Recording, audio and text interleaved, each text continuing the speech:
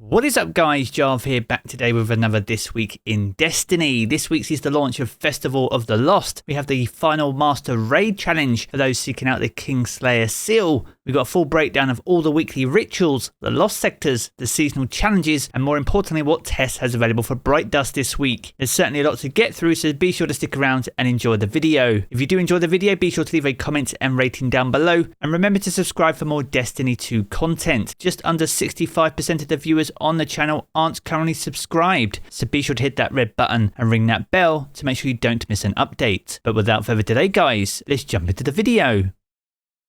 Now today's video is brought to us by our official channel partner, that is Apex Gaming PCs. If you're in the market for a brand new gaming PC or looking to build your own, make sure to check them out. Not only do we have our own Jarv range, you can further customize these to your exact requirements, getting more bang for your buck and helping you stretch that money a little bit further. And to sweeten the deal, if you use code Jarv at checkout, you can even save up to $250 off. So make sure to check them out, and I'll leave all the links and details down in the video description below. Now another week and another This Week in Destiny, and this week sees the launch of Festival of the Lost into Destiny 2. This is the Halloween themed event, and Eva Levante will return to the tower. Now a community vote was held by Bungie, and we had to vote on monsters or mechs for this year's event, and after the results were in, mechs came out on top. So with that we get brand new mech themed armor ornaments, an awesome mech themed sniper rifle, some new masks and awesome cosmetics to earn. There'll be a new event card and even a seal for this year's event. Now we made a video covering all the cosmetics available in Festival of the Lost, so make sure to check out that video, and I'll leave the link to that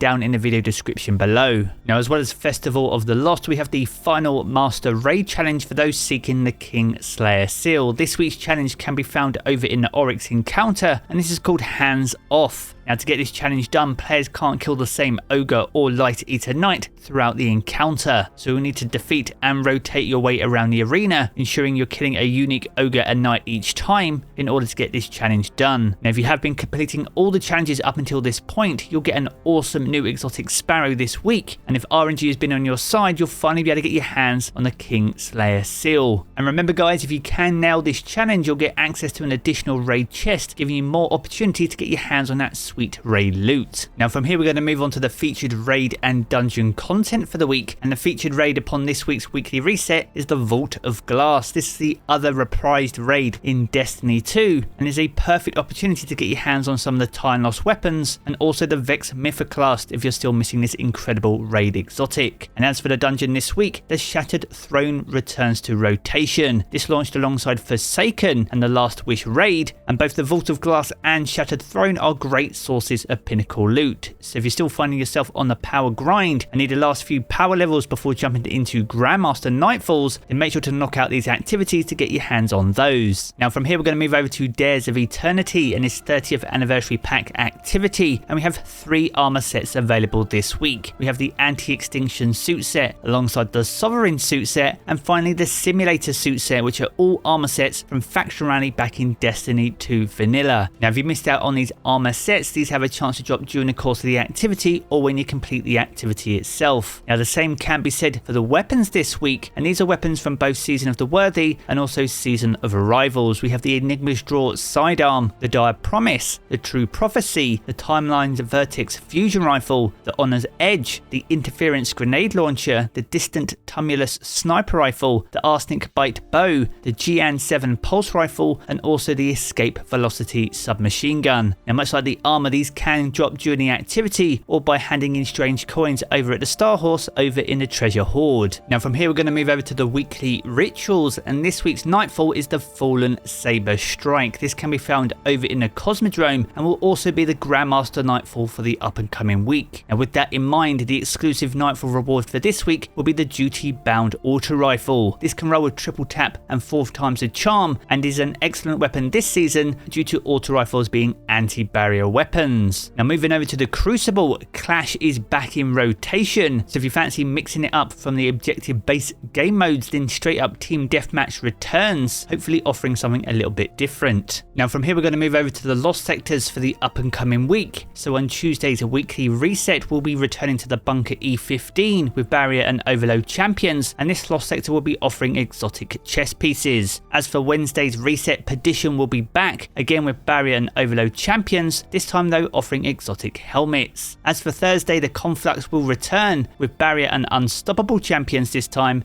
giving you another opportunity at a pair of exotic boots. On Friday, K1 Crew Quarters will return with Barrier and Overload champions, giving you another opportunity to get your hands on a pair of exotic gauntlets. On Saturday, K1 Logistics is back with Barrier and Overload champions this time, giving you once again another opportunity at those exotic chest pieces. On Sunday this week, K1 Communion returns with Barrier and Overload champions, giving you another opportunity at those exotic helmets. And finally, on Monday's reset, Skye returns with Barrier and Unstoppable champions, giving you a final opportunity to get your hands on those exotic boots. So if there's a particular exotic that you're chasing, then be sure to plan your week accordingly. And if you want to check out this calendar for yourself, then make sure to do so. And I'll leave the direct link to Today in Destiny down in the video description below. Now next up, we're going to move on to seasonal challenges, and there are just 7 seasonal challenges in week 9 of Season of Plunder. We have Expert Expedition 3. So in expeditions, you need to gather treasure and defeat ruffians. Alongside that, we have Seeker's Cache 3. So here you need to summon first mates in expedition and catch Crash, and also decipher the large treasure beacon, which is available from the star chart over in the helm. Next, we have Battery, and here you need to defeat targets with linear fusion rifles and defeat slowed combatants. And defeating combatants in Catch Crash and defeating guardians will award bonus progress. Next up, we have Armory Wide Calibration. For this, you need to calibrate kinetic energy and power weapons, and you get bonus progress against champions. Next up, we have Cold Lightning. So in Gambit, you need to defeat targets with arc and stasis effects, and bonus progress is granted for defeating guardians. The penultimate challenge this week is Trials by Fire Squad, and here you need to win multiple rounds in Trials of Osiris. Now, as well as Challenger XP and Bright Dust, that challenge will also offer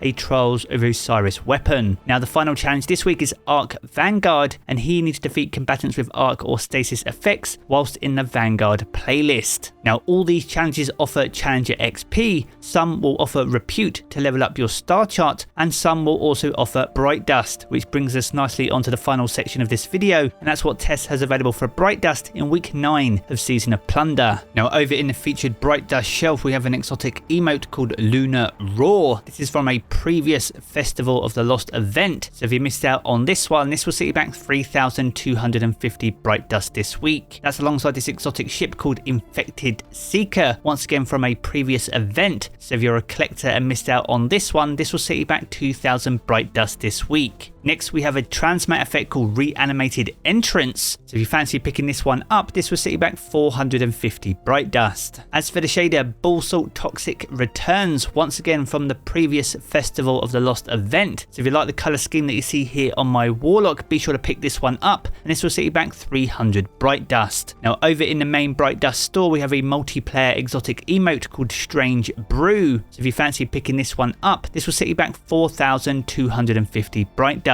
That's alongside a brand new emote called No Escape. Once again, we don't have a preview of this one, but if you want to pick it up, this will set you back 700 Bright Dust this week. That's alongside an exotic sparrow called Broomswept Knight, an absolutely awesome broomstick themed sparrow. So if you fancy picking this one up, this will set you back 2,500 Bright Dust. That's alongside a brand new exotic ship called Mans Macabre. Now, thanks to Light.gg, we do get a sneaky preview of this exotic ship. So if you fancy having a flying graveyard as a ship this year, then be sure to pick this one up, and this will set you back 2,000 Bright Dust this week. That's alongside a mask ornament called the Shaded Titan Mask. So if you missed out on this mask back in Festival of the Lost 2021, then be sure to pick this up, and this will set you back 1,200 Bright Dust. That's alongside the transmat effect called Batwing. So once again, if you fancy picking this one up, this will set you back 450 Bright Dust this week. And the final item on offer is an exotic weapon ornament for the Fighting Lion. This one's called Pride Glass, and once again, it's from the previous Festival of the Lost event. So if you want to pick this one up, this will set you back 1,250 Bright Dust this week. So there we have it, guys, a good look on everything that you can expect in week 9 of Season of Plunder. If you've enjoyed this video, be sure to check out one of the 2 videos you see here in these cards for more Destiny 2 content. And if you want to keep up to date with everything to do with Destiny 2, then be sure to hit subscribe as well. I'm going to jump back into the game as always, guys, and I will catch you all again very soon.